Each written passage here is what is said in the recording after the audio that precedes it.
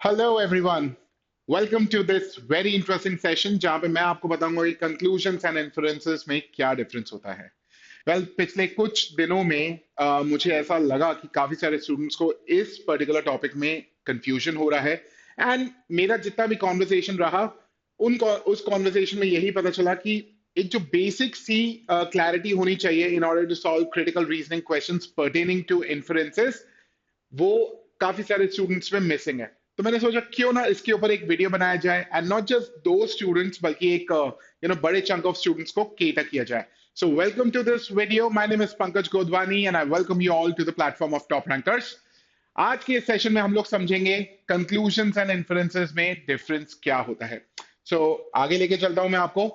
Objective एक बार समझ लेते हैं कि हम लोग क्या क्या डिस्कस करने वाले हैं। बेसिकली कंक्लूजन्स एंड इन्फरेंसेस में जो डिफरेंस है, identify each and RC and CR questions, क्योंकि ये सेम चीज जो आप सीआर के लिए अभी पढ़ेंगे ये आरसी के लिए भी वैलिड रहेगी। एंड उसके अलावा वी विल ऑल्सो डिस्कस, मैंने यहाँ पे कुछ क्वेश्चंस आपके लिए रखे हुए हैं जहां पे कॉमन ट्रैप्स भी हैं, हम लोग उन कॉमन ट्रैप्स को भी डिस्कस करने वाले हैं। So without wasting time let me take you ahead.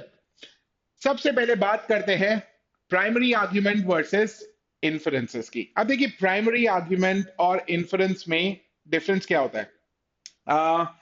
Primary argument is basically what author tries to say. अब बहुत सारे स्टूडेंट्स जो हैं वो प्राइमरी आर्ग्यूमेंट को कंक्लूजन बोलते हैं एंड आइडियली बोलना भी चाहिए, क्योंकि जब हम लोग क्रिटिकल रीजनिंग पढ़ना बिगिन करते हैं हम लोग इसी के साथ ही तो बिगिन करते हैं कंक्लूजन के साथ। बहुत सारे एंड आपके पास यहाँ पे क्वेश्चन भी आता है what is author trying to conclude.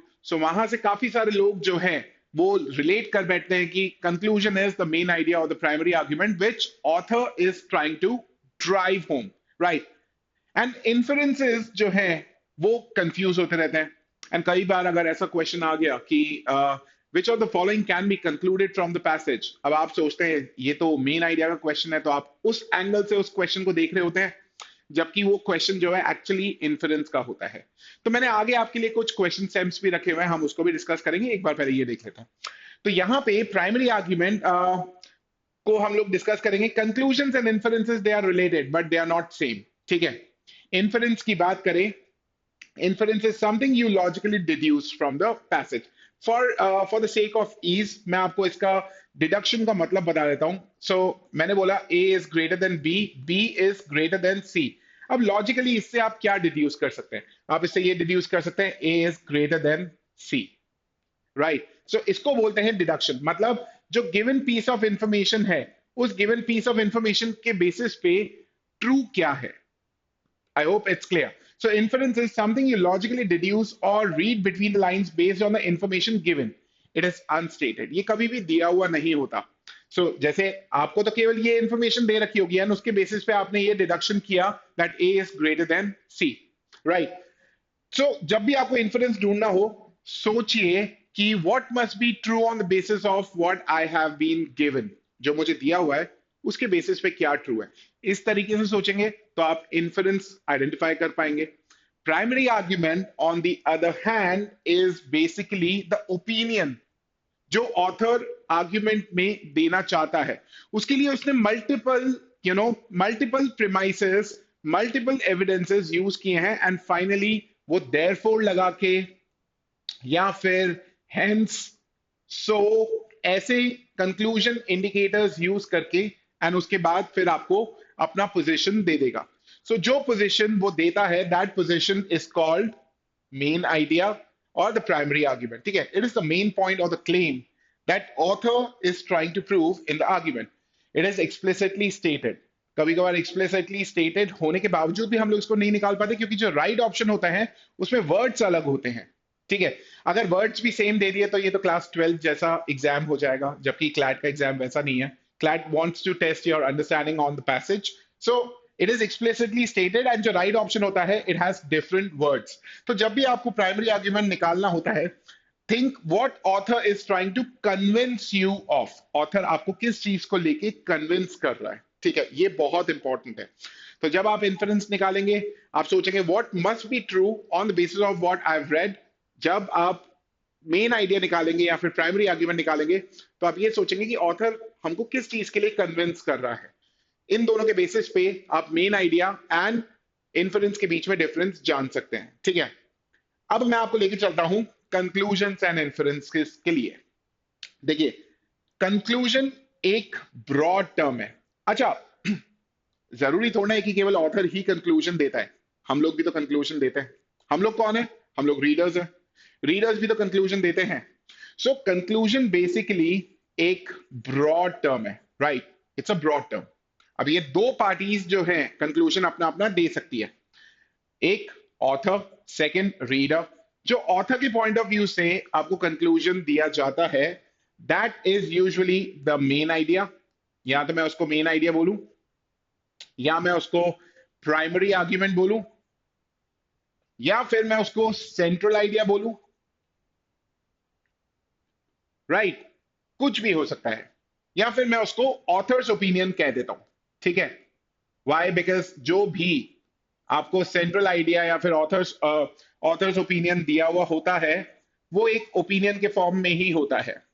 And आपने क्योंकि इतने सारे क्रिटिकल रीजनिंग क्वेश्चन सॉल्व किए हैं, तो आप एक बात से जरूर अग्री करेंगे कि जो ऑथर्स कंक्लूजन होता है वो एक ओपिनियन के फॉर्म में होता है। एंड ऐसे पैसेजेस यूजुअली ऑथर कुछ सजेस्ट कर रहा होता है towards the end of the argument, तो या तो वो एक सजेशन होता है, या फिर वो एक वार्निंग होती है, या फिर वो किसी तरीके का अप्रिसिएशन होता है, राइट? या फिर किसी तरीके का क्रिटिसिज्म होता है कि ये जो किया गया है, दिस इज नॉट राइट, ये सही नहीं किया गया। It can be some advice, right? कुछ इसी तरीके के आर्ग्यूमेंट्स आपको देखने को मिलते हैं। तो ये सारी चीजें क्या हैं? ये सारे किसी ना किसी पर्सन के ओपिनियंस ही तो हैं। तो ये जो ऑथर का जो आर्ग्यूमेंट होता है, ऑथर का जो कंक्लूजन होता है, वो एक ओपिनियन होता है। एंड वो इन चारों पांचों में से किसी भी तरीके से आपके सामने आता है। But if we talk about readers conclusion, तो ये तो था ऑथर का कंक्लूजन, राइट? अगर हम लोग रीडर के कंक्लूजन के बारे में बात करें, तो रीडर का कंक्लूजन कहलाता है इन्फरेंस। व्हाई? क्योंकि जो रीडर है उसको ओपिनियन देना तो अलाउड ही नहीं है, वो दे सकता है लेकिन उसका ओपिनियन मैटर ही नहीं करता। क्यों? क्योंकि रीडर को कहा जाता है कि आपको ये इंफॉर्मेशन दी हुई है, अब आप बताइए इसके बेसिस पे क्या ट्रू है। तो जो आप बताते हैं कि इस इंफॉर्मेशन के बेसिस पे ट्रू है, वो इन्फरेंस होता है, ना कि एक ओपिनियन। तो ऐसे कोई भी ऑप्शंस जब आपके पास इन्फरेंस का क्वेश्चन हो, inference is logical derivation, logical derivation या फिर लॉजिकल डिडक्शन, आप इन दोनों में से कुछ भी बोल सकते हैं, ठीक है। सो जब भी आपके पास इन्फरेंस का क्वेश्चन हो, ऐसे ऑप्शंस जहां पे शुड, मस्ट वर्ड्स आपको दिखाई दे, तो वो यूजुअली क्या होता है? वो सजेशन होता है, एंड वो इन्फरेंस नहीं हो सकते। क्यों? क्योंकि सजेशंस जो हैं वो प्राइमरी आर्ग्यूमेंट का पार्ट हो सकते हैं, बट वो इन्फरेंसेस नहीं हो सकते, क्योंकि inferences are logical derivations. I hope it's understood by you, right? आप समझ पा रहे हैं कि मैं यहाँ पे आपको क्या बताना चाह रहा हूं, कि मेन आइडिया एंड इन्फरेंस दोनों ही हम लोग कंक्लूजन बोलते हैं, लेकिन एक कंक्लूजन जो है वो ऑथर ड्राइव करता है, एक कंक्लूजन जो है वो रीडर ड्राइव करता है। एंड जो कंक्लूजन रीडर ड्राइव करता है वो ओपिनियन नहीं होता, इट इज लॉजिकल डेरिवेशन, उसको हम लोग इन्फरेंस बोलते हैं। आई होप ये आपको समझ में आया। सो कंक्लूजन मैंने आपको बताया, इसको इस तरीके से भी समझा जा सकता है that it is the end point of reasoning. अब जो रीडर है वो भी एंड पॉइंट दे सकता है, ऑथर जो है वो भी एंड पॉइंट दे सकता है। ऑथर जो एंड पॉइंट देगा that is the opinion, reader जो एंड पॉइंट देगा that is influence. So I hope this is clear to every one of you. So conclusion and influences को नटशेल में अगर समझा जाए, all the inferences all the inferences are conclusions, but not all conclusions are inferences. I hope ये line से आप समझ गए होंगे, सारे के सारे inferences conclusions होते हैं, लेकिन सारे के सारे conclusions inferences हो ऐसा जरूरी नहीं है। क्यों? क्योंकि conclusion is a broad term जिसमें author का conclusion यानी कि मेन आइडिया एंड रीडर का कंक्लूजन यानी कि इन्फरेंस दोनों ही कहे जा सकते हैं। सो नेक्स्ट टाइम जब आपको कोई भी कंफ्यूजन हो, तो आप इस पर्टिकुलर फ्लो चार्ट को याद रखें, आपका सारा कंफ्यूजन जो है वो दूर हो जाएगा। यहां पे मैंने नटशेल में आपके लिए रखा हुआ है की डिफरेंसेस क्या है, हु मेक्स इट। अगर कंक्लूजन की बात करें तो ऑथर, एंड रीडर्स इन्फ्लुएंस तो रीडर करता है। इट इज यूजुअली स्टेटेड लेकिन जो राइट आंसर होता है उसके वर्डिंग्स अलग होते हैं। ठीक है, इट इज यूजुअली अनस्टेटेड क्योंकि ये डिराइव किया जाता है। It is the main point of claim, it is logical take away यानी कि डेरिवेशन। एंड क्वेश्चन टाइप कैसा हो सकता है, what is author trying to conclude, author क्या कंक्लूड करने की कोशिश कर रहा है, यानी कि अगर आपने इसको ढंग से पढ़ा तो आप समझ पाएंगे कि कंक्लूड कर कौन रहा है, ऑथर। तो ऑथर अगर कंक्लूड कर रहा है, it is the main idea. And यहां पे अगर आप देखें विच of the following can be concluded from the passage, तो कंक्लूड कौन करेगा, रीडर। एंड रीडर जो कंक्लूड करता है दैट इज इन्फरेंस। सो जैसे एक ये छोटा सा मैंने क्वेश्चन आप लोगों के लिए रखा हुआ है, इसको एक बार आप पढ़िए। So बोलो, research shows that students who get more than 7 hours of sleep tend to perform better in exams. एक रिसर्च ये दिखाती है वो स्टूडेंट्स जो 7 घंटे से ज्यादा सोते हैं they perform better at exams, right. अब यहां पे अगर मैं ऑथर का कंक्लूजन निकालूं तो शायद there is no main idea, यहां पे कोई मेन आइडिया है ही नहीं। Why? Because it is all fact, ये केवल एक फैक्ट है। एक रिसर्च क्या शो करती है वो बता रखा है। सो ऑथर का कंक्लूजन निकालूं तो यहां पे कुछ होगा ही नहीं, there is no main idea. ठीक है, लेकिन अगर मैं इन्फरेंस निकालूं तो यहां पे इन्फरेंस 100% पॉसिबल है। देखिए इन्फरेंस क्या होगा, इन्फरेंस होगा sleep has positive impact on sleep has positive impact on test performance. ठीक है, sleep has positive impact on test performance. तो ये आपने लॉजिकली डिराइव किया, जबकि ऑथर का कंक्लूजन यानी कि जो मेन आइडिया है वो था ही नहीं। क्यों? क्योंकि ये एक पूरा फैक्ट है, एक एविडेंस आपको दे रखा है जहां पे ऑथर कुछ भी कंक्लूड नहीं कर रहा, बस ये बता रखा है कि रिसर्च क्या बोलता है। तो उसके बेसिस पे हम लोग केवल इन्फ्रेंस निकाल सकते हैं, लेकिन यहाँ पे मेन आइडिया जो है पॉसिबल नहीं है। आई होप आपको ये समझ में आया। यहाँ पे मैंने कुछ कंफ्यूजिंग स्टेम्स आपके लिए रखे हुए हैं, and please hit the like button अगर आप भी इन क्वेश्चन स्टेम्स से कंफ्यूज हो जाते हो तो। व्हाई? बिकॉज ये आपका भी डाउट है। काफी सारे लोग जो है वो इन क्वेश्चन स्टेम्स से परेशान है एंड आप समझ नहीं पाते कि करना क्या है यहाँ पे। तो मैं एक एक करके आपके लिए क्लैरिटी लेके आता जा रहा हूं। Which one of the following most accurately expresses the conclusion drawn by the argument as a whole? अगर आप इसको ढंग से पढ़े, सो बोल रहा है expresses the conclusion drawn by argument as a whole. क्या आप लोगों को कंक्लूजन ड्रॉ करना है? नहीं। आर्ग्यूमेंट ने क्या कंक्लूजन ड्रॉ किया हुआ है, यानी कि ऑथर का मेन आइडिया जो है वो यहां पे पूछा जा रहा है। The author's argument is primarily intended to show that, so author's argument is intended to show that. Again main idea या फिर ऑथर्स आर्ग्यूमेंट सेंट्रल आइडिया पूछ रहा है। Which of the following best states the conclusion the author is trying to establish? So यहां पे जो conclusion है establish कौन करेगा? Author करेगा, right? अगर author conclusion establish करेगा तो मैंने आपको बताया था कि यहां पे main idea निकाला जाएगा। Again, which of the following is most strongly supported by the passage? अब which of the following is most strongly supported by the passage? यानी कि ये आपसे inference पूछ रहा है। ठीक है। Second, which of the following can be most reasonably concluded, लेकिन कंक्लूड करेगा कौन? आप लोग कंक्लूड करोगे, एंड आप लोग कौन हो? रीडर्स। एंड जो रीडर्स कंक्लूड करते हैं that is inference. So again यहां पे आपको इन्फरेंस देने की जरूरत है। Which of the following is a conclusion that can be drawn on the basis of information above? Again conclusion that can be drawn, लेकिन ड्रॉ करेगा कौन? हम लोग। हम लोग कौन है? रीडर्स। तो यहां पे इन्फरेंस आपको देना है। सो ये डिफरेंस है। ये क्वेश्चन सेम्स से आप भी कंफ्यूज होते हैं, लेकिन कंफ्यूज होने की जरूरत नहीं है। आपको हमेशा ये आइडेंटिफाई करना है कि कंक्लूड करने कौन वाला है। क्या ऑथर कंक्लूड करने वाला है या फिर हम लोग कंक्लूड करने वाले हैं? अगर हम लोग कंक्लूड करने वाले हैं so the best thing is कि वो इन्फरेंस है मान लो एंड उसको वैसे सॉल्व करते चलो। आगे देखते हैं। मैंने यहाँ पे आप लोगों के लिए एक क्वेश्चन रखा हुआ है एंड क्वेश्चन रीड करने से पहले एक बार क्वेश्चन सेम रीड कर लीजिए। क्वेश्चन सेम बोल रहा है which of the following most accurately expresses the conclusion drawn by argument as a whole. तो क्या निकालना है यहाँ पे? यहाँ पे हमें निकालना है सेंट्रल आइडिया, यानी कि हमें वो ऑप्शन देखना है जो एक ओपिनियन के फॉर्म में हो, क्योंकि authors primary argument is in the form of an opinion, मैंने आपको अभी अभी बताया था, it can be in the form of a suggestion, criticism, appreciation और सम पीस ऑफ एडवाइस और वार्निंग, कॉशन, ऐसा कुछ हो सकता है, राइट? सो पढ़ते हैं इसको। वो क्या बोल रहा है? Some paleontologists have suggested that Apatosaurus, a huge dinosaur, was able to gallop. Gallop is जैसे घोड़ा भागता है using two limbs at a time.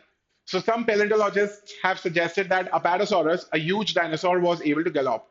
This, however, is unlikely because galloping would probably have broken Apatosaurus's legs. ये unlikely लग रहा है। कभी कभार क्या करता है ऑथर, एक बैकग्राउंड इंफॉर्मेशन को इंट्रोड्यूस कर देता है, एंड बैकग्राउंड इंफॉर्मेशन इंट्रोड्यूस करने के बाद ऑथर वहां पर उसको रिजेक्ट कर देता है या फिर एक्सेप्ट करता है। इन दिस केस ऑथर ने उसको रिजेक्ट कर दिया है। देखो, पहले कुछ पैलेंटोलॉजिस्ट क्या क्लेम करते हैं वो, एंड ऑथर ने आगे जाके उसको रिजेक्ट कर दिया। सो यहां पर जो सेंट्रल आइडिया है यहीं से ही चालू हो जाता है। तो ऐसा अगर आपको किसी ने कहा कि सेंट्रल आइडिया जो है वो towards the end of the passage आपको मिलता है, तो ऐसा जरूरी नहीं है। कभी वो बिगनिंग में भी हो सकता है, कभी वो एंड में भी हो सकता है, एंड कभी बीच में भी हो सकता है। इन दिस केस आपको सेकंड लाइन में देखने को मिल रहा है, this however is unlikely because galloping would probably have broken Apatosaurus's legs. Experiments with modern bones show that how much strain they can withstand before breaking. By taking into account the diameter and density of Apatosaurus's leg bones, it's possible to calculate that those bones could not have withstood the strains of galloping. अब अगर आपको ये भी difficult लग रहा है तो एक बार आप इसको देखें। सो यहां पे मैंने इसके की आइडियाज लिखे हुए हैं।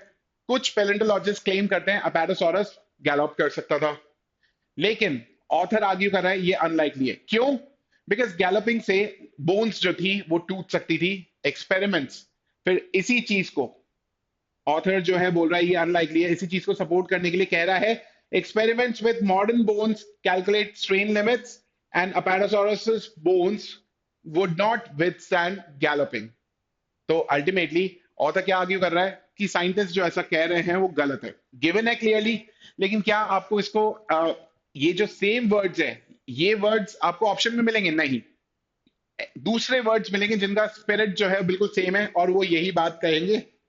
The correct answer for this one would be, देखो, galloping would probably have broken the legs of apatosaurus. Galloping से अपेटोसॉरस के लेग्स टूट सकते थे। ये क्या है? This is evidence, not the opinion of the author. The claim of paleontologists that Apatosaurus was able to gallop is likely to be incorrect. यहां पर और यहां पे आपको सिमिलैरिटी दिखाई देगी। This is your answer. Next देखते हैं, if galloping would have broken the legs of Apatosaurus, then Apatosaurus was probably unable to gallop. अगर भागने से Apatosaurus के legs ब्रेक हो सकते थे तो Apatosaurus नहीं भाग सकता था। कुछ लोगों को ये सही लग सकता है, बट यहां पे ऑथर का पोजीशन बड़ा क्लियर है, कंडीशनल पोजीशन ऑथर ने नहीं दिया। So this can at best be inference, लेकिन हमें इन्फ्रेंस थोड़ना, हमें तो मेन आइडिया आइडेंटिफाई करना है। Modern bones are quite similar in structure and physical properties to bones of Apatosaurus. Modern bones जो हैं वो स्ट्रक्चर एंड फिजिकल प्रॉपर्टीज में अपेटोसॉरस जैसी ही है। Now this can be an assumption, but author ने कहीं पर भी ये क्लेम नहीं किया कि मॉडर्न बोन्स का जो स्ट्रक्चर है और फिजिकल प्रॉपर्टीज हैं वो अपेटोसॉरस जैसी ही होंगी। सो अल्टीमेटली ये आपका आंसर नहीं हो सकता। तो this question pertain to main idea. हम लोग इसी के ऊपर एक इन्फेरेंस का क्वेश्चन देखते हैं। ये रहा आपके सामने इन्फेरेंस का क्वेश्चन। सो आर्ग्यूमेंट क्या था? कुछ साइंटिस्ट ऐसा क्लेम करते हैं कि अपेटोसॉरस गैलोप कर सकता था, फिर ऑथर बोल रहा है ये अनलाइकली है। क्यों? क्योंकि अपेटोसॉरस की जो बोन्स थी वो गैलोपिंग के समय टूट सकती थी। Experiments with modern bones show that कितना स्ट्रेन वो कैरी कर सकते थे, एंड उसको अगर हम लोग कंसिडर करें, डायमीटर डेंसिटी को कंसिडर करें, तो इट इज पॉसिबल कि भाई वो बोन्स जो हैं वेट को विथस्टैंड नहीं कर सकती थी। So this is what your argument is. अब यहां पे बोल रहा है which one of the following can be most reasonably concluded. Who is going to conclude? आप लोग ही तो कंक्लूड करने वाले हो, एंड आप लोग कौन हो? रीडर्स। रीडर्स जो कंक्लूड करते हैं वो क्या होता है? इन्फेरेंस। सो यहां पे हमें इन्फेरेंस ढूंढना है। अब ये बोल रहा है large dinosaur were probably unable to gallop due to the risk of leg fractures. अब देखो, large dinosaurs were unable to gallop, मैंने आपको बिगनिंग में बताया था, मैं कुछ कॉमन ट्रैप्स भी बताऊंगा। इसको ढंग से समझना, इन्फेरेंस के क्वेश्चंस आपको आपके क्यों गलत हो जाते हैं। क्या ऑथर सारे डायनासोर्स की बात कर रहा है? नहीं, ऑथर तो एक ही डायनासोर की बात कर रहा है, अपेटोसॉरस। और लार्ज डायनासोर्स तो और भी हो सकते हैं। अपेटोसॉरस के बोन्स जो थे वो इसको होल्ड नहीं कर सकते थे। सो यहाँ पे लार्ज डायनासोर जो है वो इसको आउट ऑफ स्कोप बना रहे हैं। इसको हम लोग, इस मिस्टेक को क्या बोलेंगे? Mistake of hasty generalization, right. ये हेस्टी जनरलाइजेशन है। क्यों? एक के बेसिस पे सबके ऊपर थोड़ी ना हम लोग कमेंट कर सकते हैं। If Apatosaurus's legs didn't break during movement, it must have galloped regularly. अब देखो, अपेटोसॉरस की गैलोपिंग की बात कर रखी है, रेगुलरली वो गैलोप करता या नहीं करता उसके बारे में कुछ भी नहीं कह रखा। सो बोल रहा है कि अगर अपेटोसॉरस के लेग्स ब्रेक नहीं होते ड्यूरिंग मूवमेंट, वो रेगुलरली गैलोप करता। अब आपको नहीं लगता कि ये आर्ग्यूमेंट से ही आगे बढ़ गया? आर्ग्यूमेंट में बोल रखा है कि bones were not strong enough to hold on to the weight of Apatosaurus, और ये बोल रहा है कि लेग्स ब्रेक नहीं होते तो वो रेगुलरली ही गैलोप करता रहता। तो ये तो जितना यहाँ पे दे रखा है उससे भी आगे बढ़ गया, राइट। सो यहाँ पे हमने क्या किया? एडिंग ऑफ इंफॉर्मेशन हो गया, एडिंग ऑफ इंफॉर्मेशन जो इसको आउट ऑफ स्कोप बना रहा है। If animals legs are strong enough to gallop then that animal suddenly does gallop. अगर लेग्स जो है वो स्ट्रॉन्ग इनफ होते हैं तो वो एनिमल भाग सकता है। Now we are talking about just Apatosaurus and this talks about animals, right? Again, hasty generalization आपको दिखाई दे रहा होगा। The correct answer for this one is delta. वो बोल रहे scientists can figure out how extinct animals moved by testing how much stress modern bones can handle. Scientists जो है ये figure out कर सकते हैं कि extinct animals जो हैं वो कितना stress हैंडल कर सकते थे by experimenting on modern bones. और सही बात है, आज के बोन्स के ऊपर टेस्ट करके ही तो पहले वाले अपेटोसॉरस के ऊपर हम लोग कमेंट्री कर रहे हैं। सो उसके बेसिस पे this is the right inference. I hope आपको ये समझ में आया। सो ये चीजें जब आप पढ़ें सो प्लीज ध्यान रखिएगा, क्या एक के बेसिस पे पूरी कम्युनिटी के ऊपर कमेंट्री हो रही है? अगर हाँ तो वो ऑप्शन जो है इन्फ्रेंस का आंसर नहीं बन सकता। देयर आर सम ऑप्शंस जो आउट ऑफ स्कोप जा रहे हैं, जैसे एडिंग ऑफ इंफॉर्मेशन। रेगुलरली की तो यहाँ पे बात ही नहीं हुई है, ऐसा कुछ वहां पे कहा हुआ ही नहीं है। So it can not be your answer either. देखिए, इसी को मैं आपको एक और अच्छे तरीके से समझाता हूं। स्टेटमेंट कहता है standard of education in private schools is much better than that in municipal and zilla parishad schools. Standard of education जो है प्राइवेट स्कूल्स में ज्यादा अच्छा है as compare to schools municipal and zilla parishad schools. Conclusion में आपको बोल रखा है all municipal and zilla parishad schools should be closed immediately. अब पहली बात तो यहां पे आ गया शुड, यानी कि ये रिकमेंडेशन में चला गया। अगर ये रिकमेंडेशन में चला गया it can not be a conclusion. Second वाला आपको बिल्कुल लॉजिकल लग सकता है कि now onwards municipal and zilla parishad schools must make efforts to improve the standard of their schools, but at the same time ये भी गलत है। व्हाई? क्योंकि लॉजिकल लग सकता है आपको कि यार एफर्ट्स डालने चाहिए, बट यहां पर भी तो सेम चीज हो रही है, रिकमेंडेशन हो रहा है। सो इसका करेक्ट आंसर क्या होगा? Delta, neither one nor two. So क्योंकि ये भी रिकमेंडेशन है ये भी रिकमेंडेशन है, दोनों ओपिनियन की कैटेगरी में जाते हैं। एंड जब हम लोग ये वाले क्वेश्चन सॉल्व करते हैं हम लोग ओपिनियंस नहीं, हम लोग उसके बेसिस पे क्या ट्रू है इन्फ्रेंसेस हम लोग आइडेंटिफाई करते हैं। And that is why these two conclusions are incorrect. Let's solve one more. Statement कह रहा है out of 500 students graduating from IITs this year, out of 500 students graduating from IITs this year, only 300 were recruited by foreign companies and have gone to work abroad. केवल 300 लोग ही recruit होके and बाहर work करने गए। Conclusion बोल रहा है some of the remaining 200 graduates are working in India.